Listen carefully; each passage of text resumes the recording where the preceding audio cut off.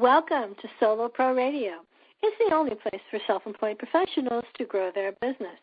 I'm Barbara Saunders, the Solo Pro business success expert, and it's my mission to help brilliant, creative solo pros go from floundering to flourishing. I help you take what you know and turn it into a business that will grow. I do that as the director of the Association of Self-Employed Communication Professionals and as the founder of the Solo Pro Academy, where I have programs focused specifically on helping solo pros build a profitable, custom-fit business. If you're interested in some help in getting your business growing and profitable, swing on by soloprosuccess.com and pick up your free Income Accelerator Success Kit. Today, my guest is Lori Ann Robinson, a Los Angeles-based image and fashion consultant, a 4-time Emmy-nominated costume designer and speaker. Lori Ann's fashion and image consulting focuses on helping women and men who are wardrobe challenged. I'm raising my hand for that one. She advises them on the right clothing that fits and flatters and works for their professional and personal lives. Lori Ann's style tips and image expert advice have appeared in local and national publications, including Men's Health, Los Angeles Times, and the Chicago Tribune. She frequently contributes to fashion magazines, books, and blogs. As a fashion commentator, she has appeared on radio and national television, including The View, Good Morning America, and E! Welcome, Lori. Thank you so much, Barbara, for that lovely introduction, and I am thrilled to be here with your listeners and you today. Well, I am so excited to really dig into the meat of what we're going to talk about today. I have to admit, I said I raised my hand as a wardrobe challenge. You did. Oh, that's the new verbiage I'm using. So yes, that's what I seem to find is so many men and women are wardrobe challenged, and I know we just automatically think women should know how to shop and do all of that and put themselves together, but it's just not so. It just doesn't always. We all don't get the wardrobe gene. Well, we don't, and the world has changed so much. We're in such an evolutionary time right now with businesses and professionals starting their own businesses. And if you've worked at home for a while, you get a little too relaxed. Yes. You know, yeah, get a little lazy, get a little too stuck on the yoga pants and sneakers and hoodies. Yes, I understand that. That's part of our branding as well. Exactly. It's so important, and so many people lose sight of that. I want to jump in. Our listeners always love to hear about how people got into their business and what made them start doing what they're doing. Would you mind sharing a little bit of your journey into self-employment with us? Oh, I would love to. It's a really rather interesting evolution that came along for me. After many years, I'm not even going to say how many, but many years in the entertainment industry, and I was lucky enough to receive the Emmy nominations, and lots of blood, sweat, and tears go into work when you're working on shows, and especially I was doing a show a day. I was working on daytime dramas, so the pace was incredible. And it got to the point where I was just kind of saying to myself in the morning, is this all there is? I was just exhausted and thought I was missing out so much on life and just working in a bubble and not really having a lot of contact with other people in other industries. And I was just feeling very restless. Mm-hmm. So I started investigating how could I possibly go into business for myself and still use my talents and all the years that I had had costuming and working with every type of body type, age group, you name it. I even dressed animals. I did everything. So I wanted to take all that talent and move it somewhere, and I came across the industry of image consulting, which frankly, I hadn't heard about. And with further research and training, I ended up taking my skills and combining them with some new skills in the corporate development and corporate arena and speaking, and putting it all together and encompassing them into this new life for myself, really. And love being my own boss, and I'm a tough boss. myself. I let myself have it all the time. So it's interesting as far as that goes, and being your own boss. And I just love the constant work, the work that I do, and the constant learning. I'm always willing and very interested in learning about technology and the latest and greatest in marketing, and I just find it also very fascinating, and it's extremely rewarding. And I just love working with my clients, and it's so rewarding to see their lives really change, whether it be in a professional or a personal situation. It just gives, that warms your heart and just makes you feel elated when you're doing good for others and you're providing them with a service and really helping. Definitely. I get where you're coming from. Let me ask you, I'm intrigued when you talk a little bit about the technology and stuff. How have you seen your business change over the years? It's interesting because when I first started my business in 2004, I was on an older computer. I didn't have much computer knowledge whatsoever. At the time when I was working in the wardrobe industry, I didn't have to. That wasn't something that was the norm. I really learned the computer aspect of it, and so much online marketing then developed over the past few years, and it's a constant changing industry, and the fact that you can get your information out and across so many platforms by a push of a few buttons, and YouTube has been an amazing marketing tool also. It's just, I think the whole realm for entrepreneurs and getting their message out there is just fast, just really opened up and exploded. And then the whole social media campaigns that go on, and all of these different platforms in which you can get involved with and then speak to people all over the world. And it's just, back in 2004, that was not possible. No, and it is now.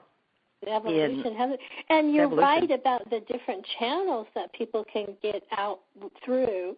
And even though their message is really wonderful, there's always that huge stressor around, I have to make a video. I have to look like something on the video. Yes. I can really imagine that sending people in droves to you and people who do what you do to help them get over that. How do I look good on the video? How do I come across?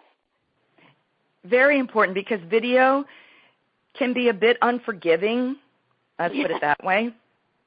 And that's being kind. It can be a bit unforgiving, and so you need to make sure your best self is represented. You can't always go with a light natural makeup on video, again, especially as we age. It's just not going to cut it. And unless you have lighting by major professionals and you're in a very contained studio setting, it's very difficult to get away with sort of a natural look. You've got to, pump it up and make sure that you're doing some camouflaging as far as your makeup, and you have to make sure your hair looks good. Hair can go bad so fast on video, again, being so unforgiving. And I always stress to my clients, before you do any type of video shoot, go get your hair blown out, whatever it is that you do, and make sure it's just freshly colored, whatever it is, because the imperfections will show up on video. And again, and if you don't have an entire setup for lighting, do what you can there, and definitely invest. And lights are not that expensive to invest in. You can get a small home kit and there's some great products out there. And making sure your background works for you and is not too distracting. And then the most important, which I really stress with my clients, is making sure that you wear something that represents you, that is worthy of your branding, and make sure that that it fits you well and that's flattering. And most important, and it's the right color for you, because that's the worst thing you can do. And I see this all the time with people doing these quickie little videos and throwing them up and wearing clothing that is not only the wrong style but the wrong color, and it just can kill you. It can wash you out and just, be very distracting if you're not in the right colors. I so hear you. I'm one of those people that is, of course, very, Scandinavian colored, and you just totally are washed out, even with, any kind of lighting. Mhm. You really have to be careful there. The lighting is really important, and you just want to make sure that you're lit well and that you look vibrant and youthful and attractive and not distracting for the viewer, because people, Barbara, let's face it, you've got just a couple of seconds to get their interest and garner them to want to look at the rest of this video. They'll click you off so fast. We're in a click off kind of world, so you better be able to. Magic word there, youthful. Right. You want to look, youthful. You don't want to look, ridiculous, but you want to look as polished and professional and young and vibrant as you possibly can. I'm not saying, you need to go out and get plastic surgery. That's not what I'm saying here. But you just need to look the best you possibly can look because, again, it's a tough media and there's lots of competition. And it might even be, if you're going to do a whole series of videos in one day, hiring, a professional videographer is always very important, and if you can do it, if you can swing it, that's great. And having your hair done, of course, and maybe if you're really, a little dumbfounded on the makeup aspect, having a professional makeup application, because there are certain tricks of the trade that are just specifically for video with color and so forth on your face that's going to make you look your best. That's really great to know. I know a lot of the clients I work with, are 45 plus. They've been in corporate America for years, and now that they're working for themselves, they just don't know how to. There's that kind of stiff corporate look, but that doesn't work with who they're trying to be now. Even though they're trying to be kind of a with it, up to date business person, that's not exactly corporate. No, it is not. We're talking apples and oranges, two different animals here. Yeah, a little bit about that. How do you look professional without looking buttoned up? Pretty much you have to walk away from a lot of those corporate suits, I tell my clients. Now, you might be able to get away with mixing and matching if you have the right fabrications and the right styles. And what I mean by that is you could take a jacket from one suit and maybe add a pant, a solid color pant. Say you had a jacket with a little pinstripe in it, and then maybe you can add a solid pant as long as the colors are right. I mean, there's a lot of variables there if you can do the mix and match. I can't give you an exact formula. I have to physically see the clothes, whether or not you can do that, but you take a really good hard look and see if you can mix it with other things. That could possibly work, and even changing the buttons out too. Maybe something a little nicer on the buttons to make it look more blazery or jacket style than that it came right from, like a matched two-piece suit. So, you can start going that way and taking that sort of stuffy corporate all-in-one looking suit out of the equation and, mixing it around.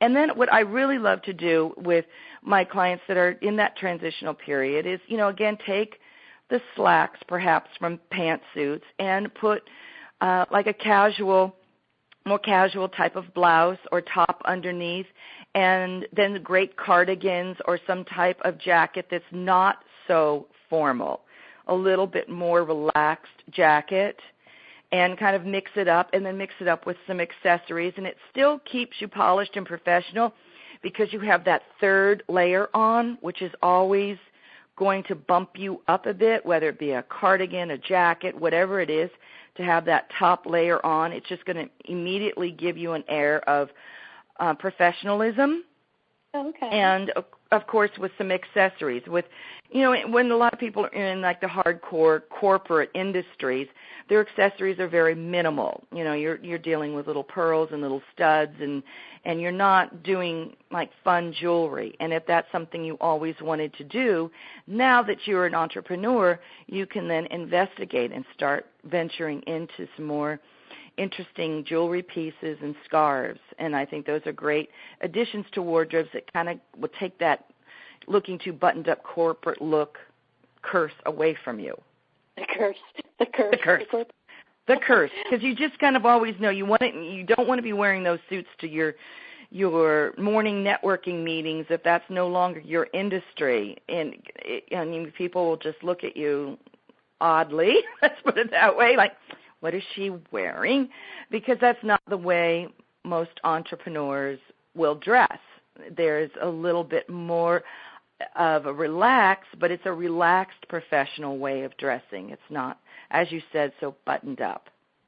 Definitely. I have to ask this question. I read an article recently kind of on this topic, and, they were talking about women who are re-careering or going into their second career after corporate America, and they used this word. They said, you should look for a style that's hipster. Oh, that word hipster. Oh, it's the bane of my existence. Yep. That word, I know, hipster. Yes, I understand where they're coming from because, again, we're in a youth market in most industries. It's they want somebody with definitely the know-how and the experience, but they still want them to look like they're hip. There we go again with the word, in on trend.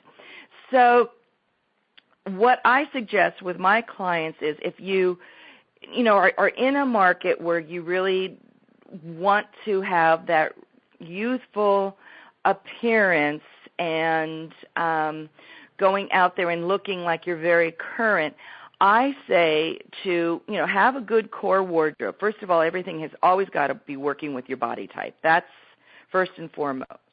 So have a good core wardrobe, and how you can update and trend up your wardrobe is through accessories. And I think this is one of the easiest, and it's often a lot more,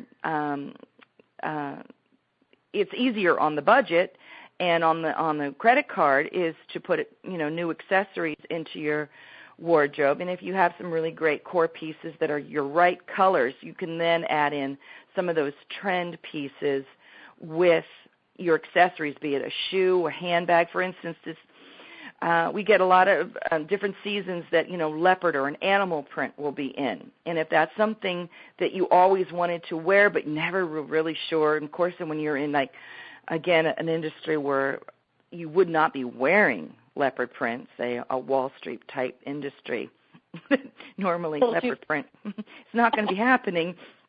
And you want to incorporate that.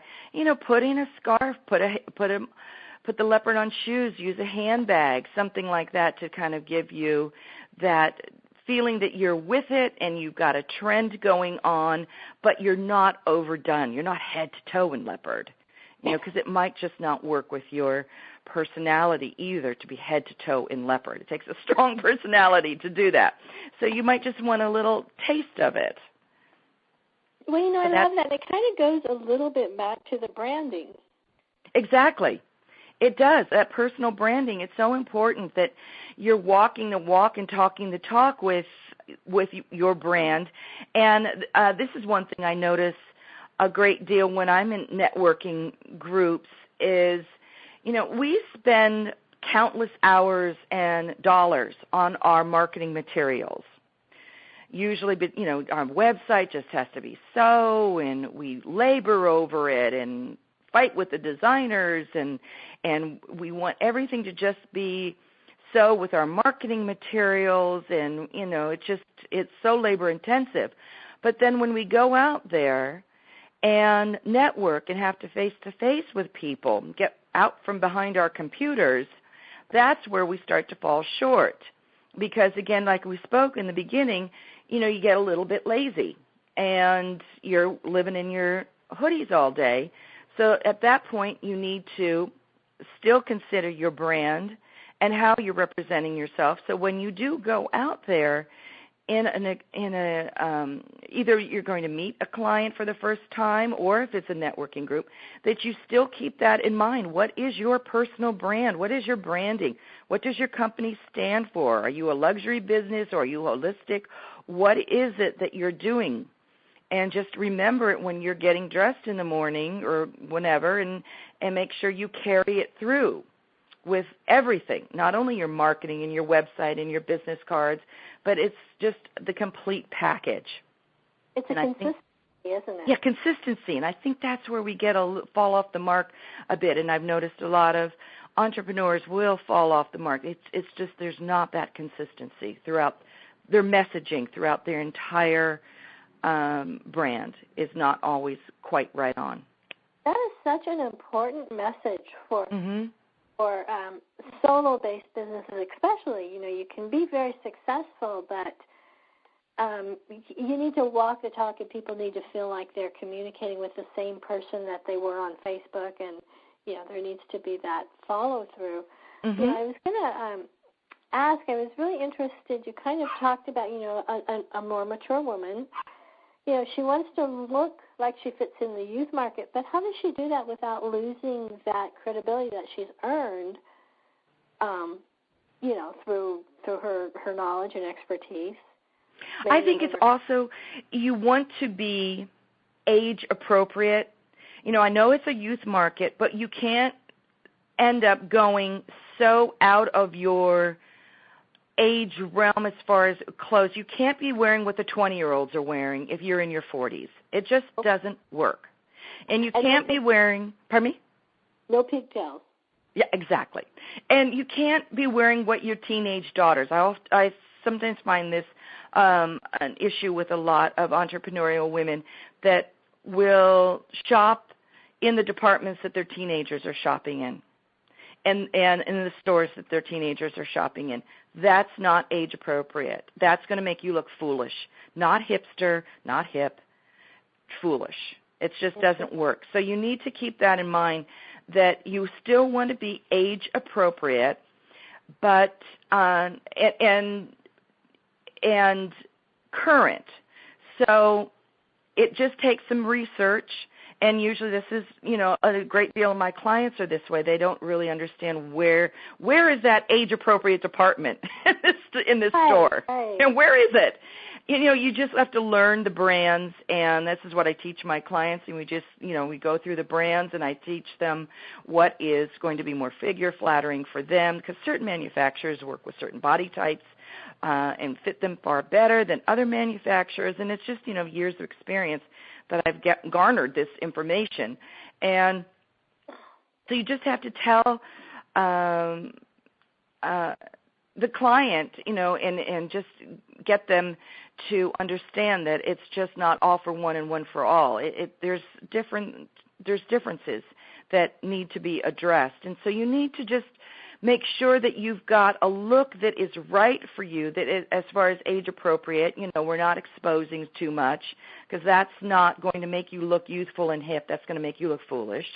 You know, too much skin. You lose the credibility when you show too much skin. Right. And you don't want it to be doing that. And you want to find a style that is right for you and your body type, and kind of go with that and sort of follow the rules that work with your body shape. And that way you're going to know you're always going to look appropriate, and find clothing that therefore will fall into that arena of your clothing type that's going to work best for your body. Yeah, that's great advice. There was something you said earlier that kind of really stuck out of my mind. I wanted to ask about it. You know, so many of us are working from home offices or you know, things like that. You had mentioned your core pieces. Mm-hmm. I'm kind of thinking of those here. We're talking about, you know, fitting your body type and dressing your style. Now, would those core pieces kind of be your background, or your stable, and then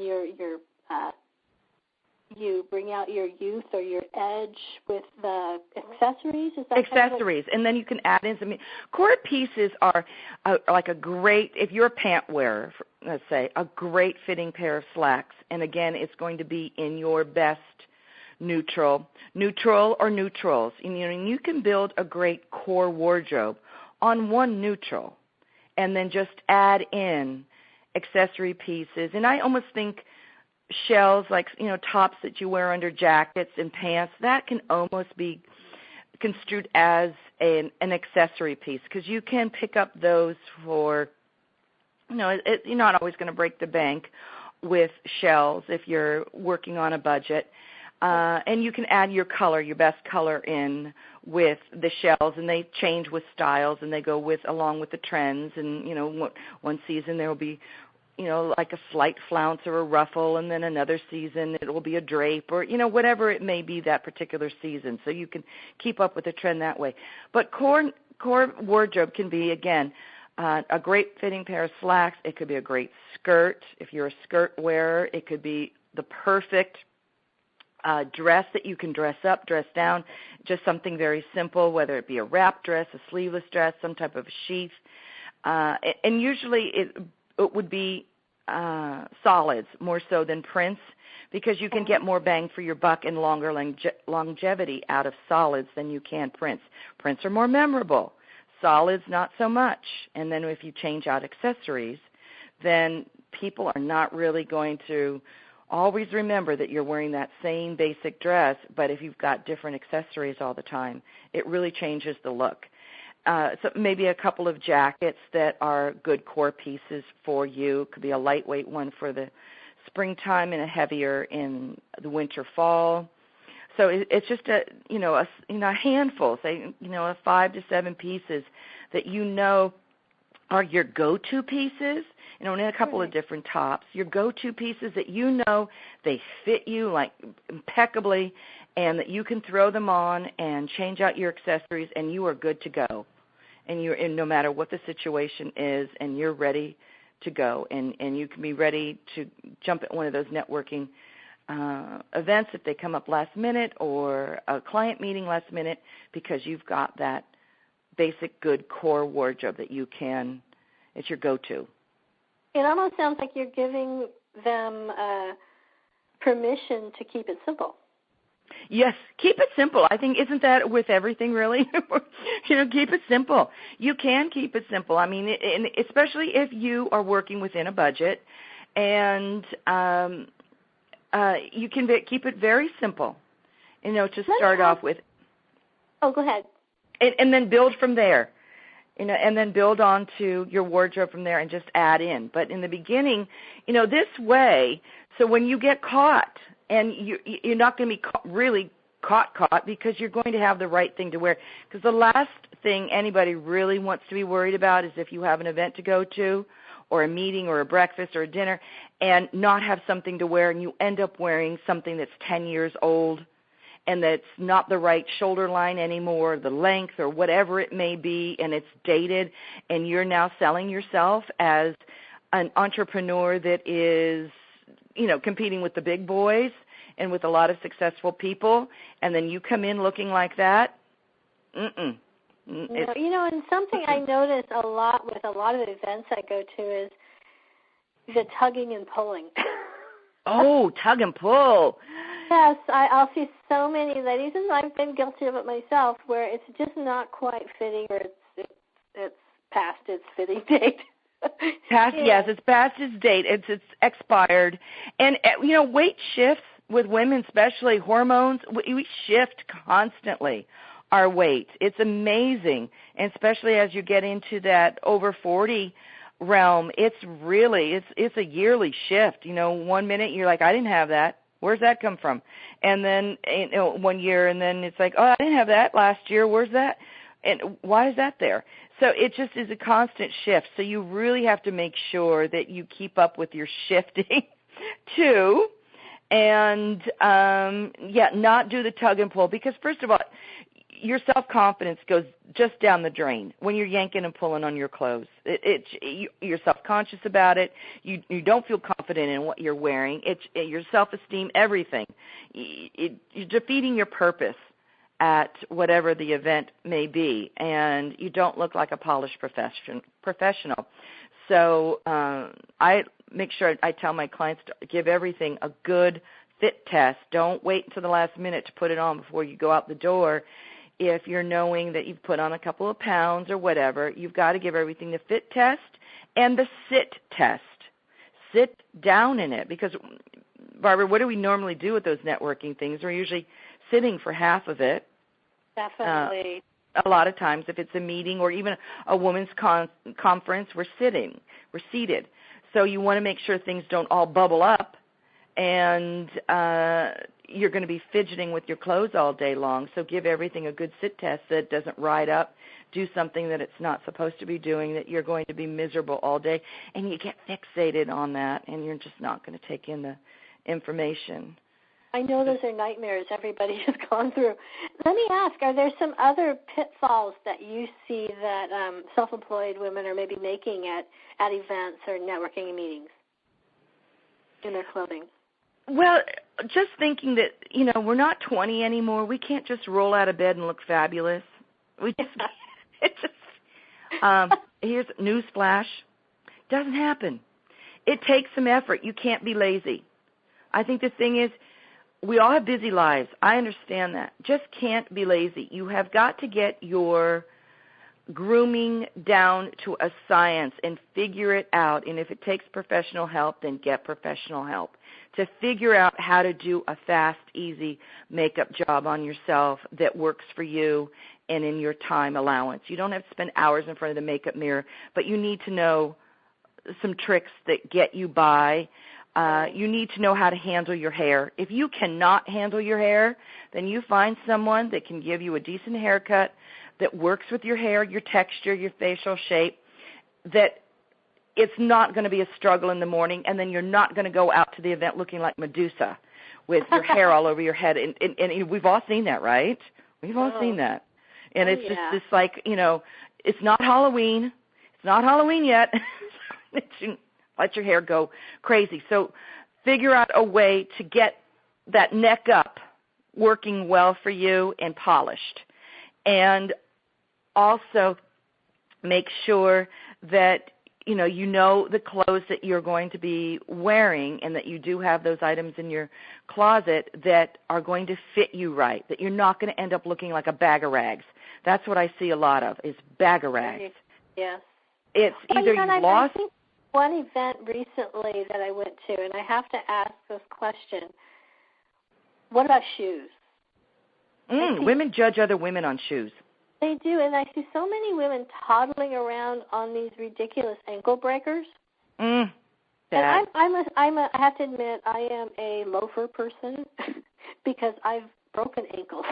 Yes, I broke my ankle many years ago. Right, I'm a low heel kind of girl too. I know. Talk to me about shoes.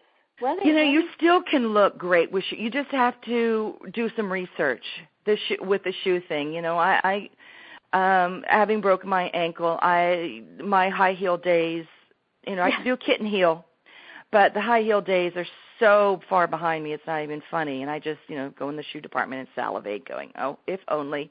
But then again, it's not meant to be. So the worst thing you can do is wear those skyscrapers and not know how to walk in them. You're not only screwing up your health, basically, and your back and everything else, which is not good, but it doesn't look good. It just doesn't look good if you're teetering on those shoes. And you don't feel, when you're in shoes, especially women, a lot of women, their power comes from wearing the right shoes. And they feel great. When they put on that certain pair of shoes, they know you feel your power. And you feel grounded. Because what do shoes do? They ground us. Right. So if you're not in your right shoe or in shoes that make you feel great and you can walk in, you kind of lose that power. And as I said, women judge other women on shoes. So there are such a plethora of shoe styles out there now, and something for every foot and every foot problem. Gone are the days where it's just one or two manufacturers and you're squeezing your feet into just a couple of different manufacturers that you can find. There's so many nuances to shoes now, and there's cushioning in them. there's something really, really for everybody. And there's wider shoes, there's more narrow shoes. So you just have to do your research and not get discouraged. And that's what I do for my clients, because I tend to my clients gravitate towards me that are shoe issues, foot issues, and there's a tremendous amount of women that do for one reason or another, because we've abused our feet over the years. And then we get to an age and it's like, I can't walk in those anymore. Yeah, we can't walk in those anymore. So you still can look great. There's still shoes out there, no matter what your foot issue, that you don't have to look like you're wearing a clodhopper. And you don't have even to kitten heels can give you that edge. Just a little something. That's all it takes. You just, just if it's even that little tiny kitten heel, it's just the shape of the heel, everything. It just makes you feel more feminine, and you don't feel like you're wearing some, cloddy, orthopedic-looking type of shoe. And it's still within your range of heel height that you're comfortable with, and you can walk in it and not look silly trying to teeter on a really high heel. More power to you if you can wear skyscrapers, but depends on what you're selling too, I think. Exactly. And more professional, it's going to be a lower heel. 5-inch heels, not necessarily the most professional looking shoe. Like 3.5 is probably tops for a professional looking shoe, and you just don't want it to be a skinny needle of a heel, a little, skinny stiletto. You want to have some heft to it. And I'm not taking a big chunky heel, but, some within reason, shape to that heel, and whether it be, round toe, pointed toe. And we are starting to come back down on the shoe platform situation. That's going to start moving out. And now, where do you stand on wedges? It depends on the wedge. I think if they look great with pants, it depends on your leg, how it looks on your leg, because it can make you look very clunky. And if you have a thicker leg, it can make you look very, very clunky. That's good to know. Okay. I've seen people giving presentations or, giving a talk or something, and they're up there, and you can kind of tell the longer the presentation goes, their feet are hurting. Their feet are hurting. How true. Because those stages are usually wood. They're very unforgiving. And, yes, their feet are hurting because they're probably at home most of the time in sneakers. And so now they're getting out for a professional event, and they're not used to wearing those shoes anymore and standing for that length of time. So do you have any advice to someone in that situation? As far as shoes go? You wear those big fluffy slippers? Besides wearing big bunny slippers, finding shoes. When I'm in the shoe department, I go around to all the shoes and I stick my thumb in them to feel the soles, to make sure there's enough cushion in there.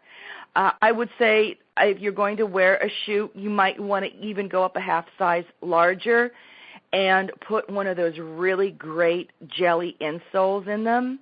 Those really work. Really, really work. But you have to take them with you is best, and that's why you end up having to go up usually maybe a half a size on your shoe. Don't buy shoes too tight, and don't buy them first thing in the morning. Wait until the end of the day. I can't stress that enough about waiting to the end of the day when you've been on your feet for a while and your feet are sort of at their natural state. In the morning, they're not at their natural state. They're at their best. So you want to, yeah, you've been off of them all night. You want to make sure you've been on them for a while, and then go in to buy shoes, especially if it's going to be shoes that you're going to be doing an incredible amount of walking or you're going to be standing on stage. You want to make sure that you're not getting them too tight because you will be crying. Again, you'll see those people up there. And the last thing you want to do, right, Barbara, when you're up there doing a presentation is to have your feet hurt. Oh yeah. You're too worried about if your PowerPoint's going to work. Let alone have to worry about your feet. That's such great advice. I wanted to swing back around. You had kind of mentioned, again, to that your core pieces. Could you maybe give us a little idea of what you would consider the essential pieces for a core wardrobe for maybe the home-based or the solo-based professional? For the solo-based professional, again, I would think, if you're a skirt or a pant wear, or a skirt or either one.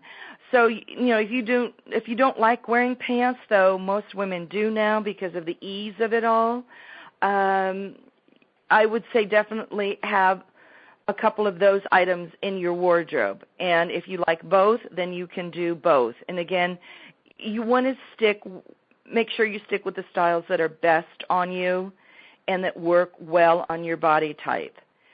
And then, again, I would say some tops and sweaters, whatever you like to wear, shells, and as we're getting into a winter situation, it might be some wool or cashmere shells and sweaters. And, again, not to be alarmed when I say cashmere, because cashmere is available at all price points now. It's not just an elitist luxury item anymore. And blouses or tops or shells, knits, whatever works better for your body type. If you're large busted, knits tend to work much better than a woven fabric, because woven fabrics are not as forgiving unless there's a lot of stretch in them, especially if you're wearing a blouse, and it could be troublesome to get a good fit. So I always stress a knit, something with a little bit of give, is sometimes better if you're very large busted. I love to then add, have a few different cardigans. And, again, it's not some like old grandma-looking cardigan. They're nice, fitted, flattering cardigans that are out there, so that sort of takes the place of that jacket. And then if you do want to add in a few blazers that would then incorporate. So everything needs to just make sure it mixes and matches well together, that you can wear at least one item should at least work with 3 different things in your core wardrobe.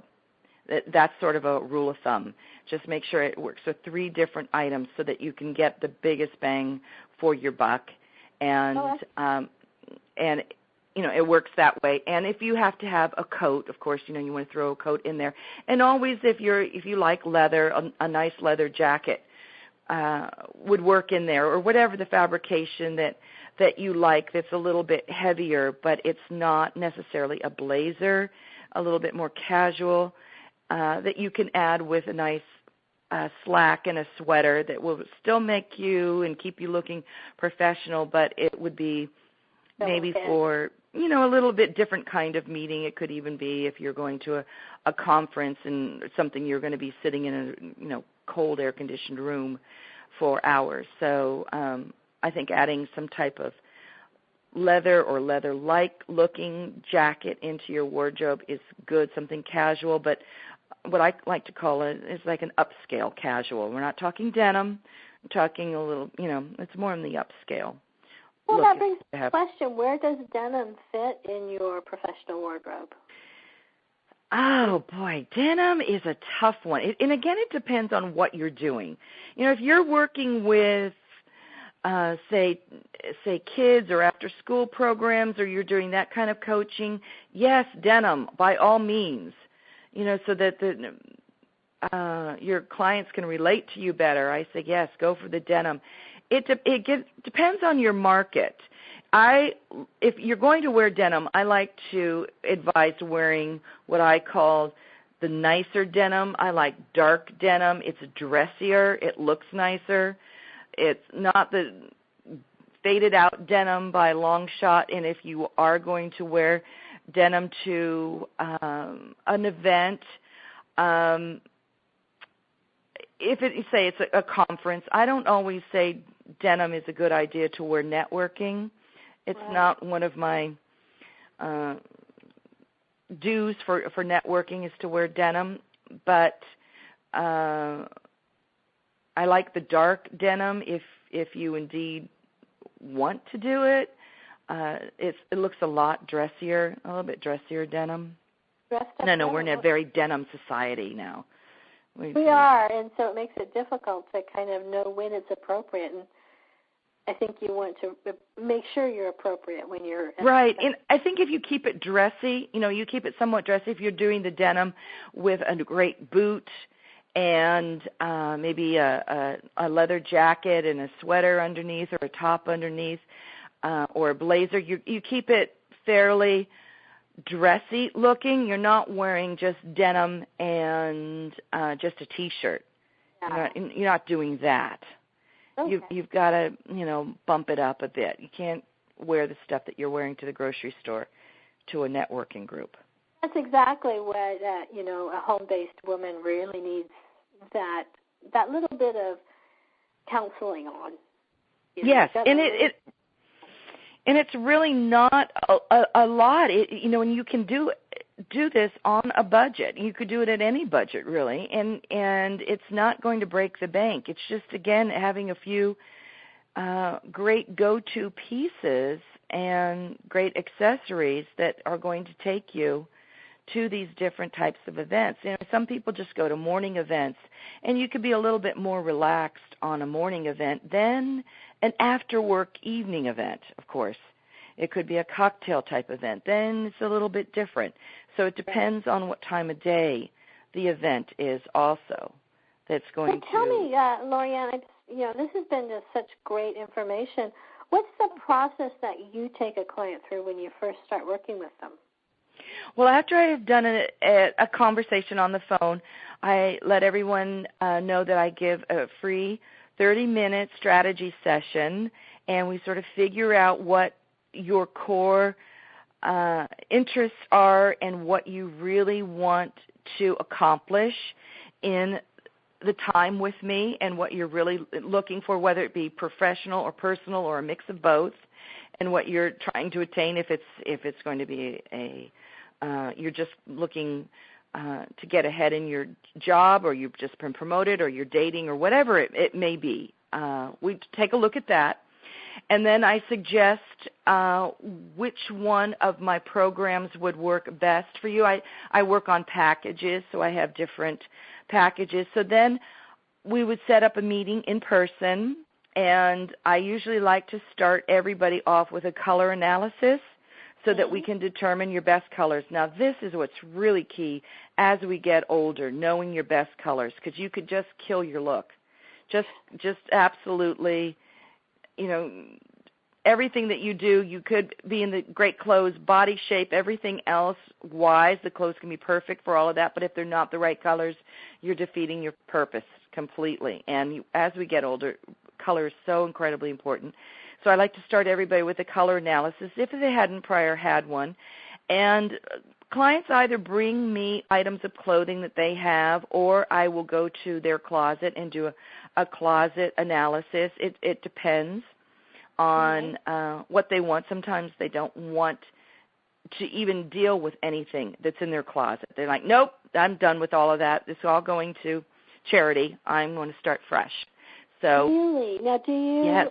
Suggest that for some people who are maybe going through a transition, or what's the easiest for them? Most people come to that conclusion on their own. Once we've had that initial consultation and then they start thinking about it and going through their closet, I ask them to give their closet a go through and decide whether or not they want me to see items or how they want to work that aspect of the consultation, and they'll come back at me. And I have a great deal that say, no, I'm starting from scratch.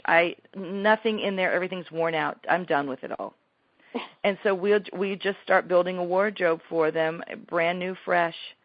And then after that initial time together, and I do their body analysis, and I figure out their best styles and so forth and so on, and letting them know if they're long and short-waisted. And this works for both men and women, too. I usually then take time to scour stores and figure out where's the best place that I'm going to take them that's going to work for them, their colors, their body type, budget, everything, all inclusive. And then we reconvene at another time, and we actually do what I call the big marathon shopping day. It's the soup to nuts, and I will have my list, and I will have a room set up for them, a dressing room, with a majority of the items that they are seeking in the room, and we'll just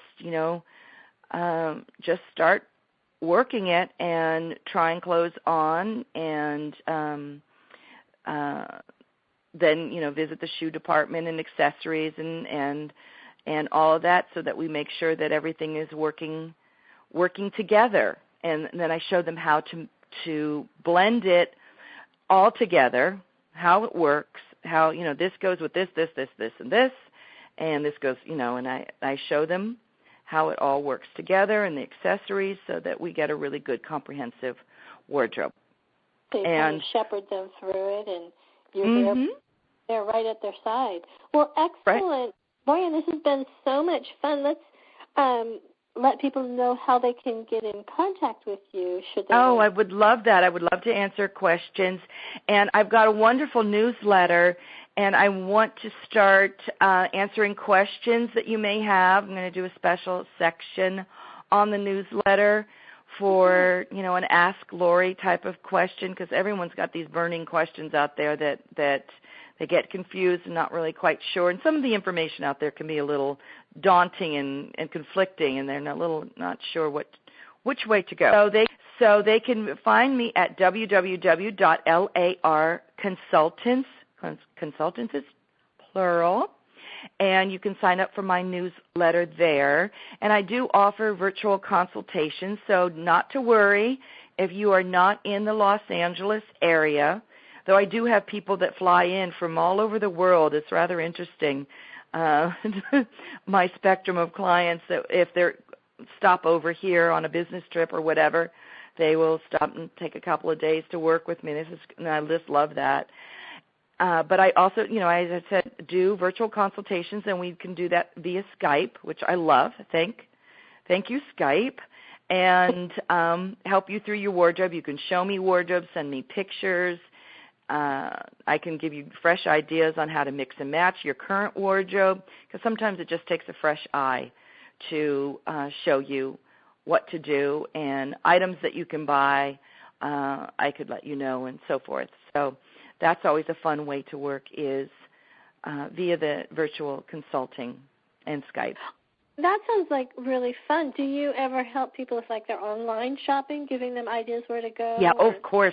I just sent a client a litany of all of these different links of things that cold weather gear that are not quite. We're in Los Angeles, so cold weather gear isn't always that conducive. We don't really have a plethora of it here, being that we're not in a snowy area. So I had somebody that needed cold weather gear, so I just sent them all the links of all the items that I think would be perfect for them, and the colors, so forth. So yes, I do help them with online shopping and tell you what to do, because there are a lot of vendors that carry more items online than they do in the store.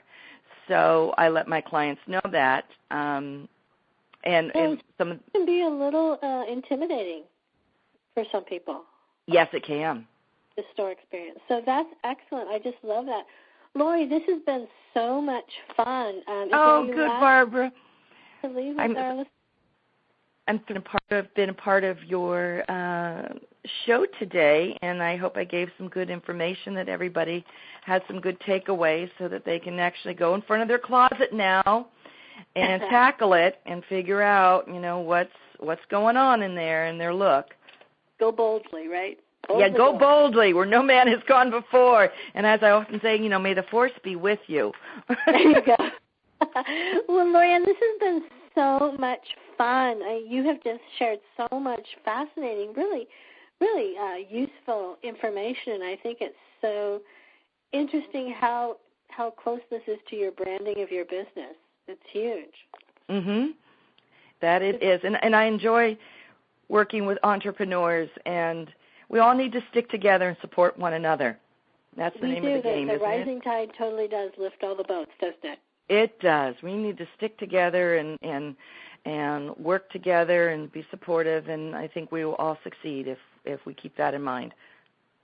Totally. Well, thank you so much for being with me, and listeners, thank you for joining us for another Solo Pro Radio episode. Join us again next time, and for this time, bye-bye for now. This is Barbara, the Solo Pro Business Success Expert.